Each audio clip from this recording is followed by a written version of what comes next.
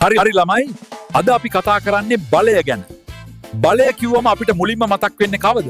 ශ්‍රීමත් Isaac Newton. වස්තුවක් මත බාහිර අසන්තුලිත බලයක් යෙදෙන තාක්කල් චලනය වෙමින් පවතින වස්තුන් චලනය වෙමින්ද නිශ්චලතාවයේ පවතින වස්තුන් නිශ්චලව පවතීම තමයි. පොතට තල්ලුවක් දානවා. අපි වැඩි හයියෙන් තල්ලු කළොත් පොත වැඩි වේගකින් යනවා. හැබැයි පොත ගොඩක් බර නම් ඒක යවන්න අමාරුයි.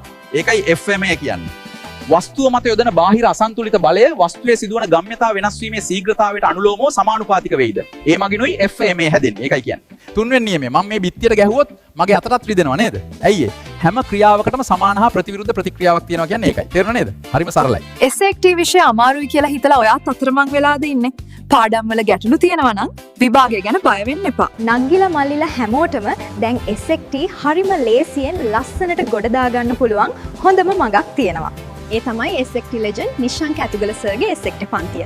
ඔනේම අමාරු පාඩමක් වුණත් සර් ඔයාට තේරෙන විදිහටම හරිම සරලව කියලා දෙනවා. අනුරාධපුර සියත් පින්න ආයතනයේදී සෑම බදාදවකම හවස 3 සිට 5 දක්වාත් සෙනසුරාදා උදේ 8 සිට 12 දක්වාත් පන්ති පැවැත්වෙනවා.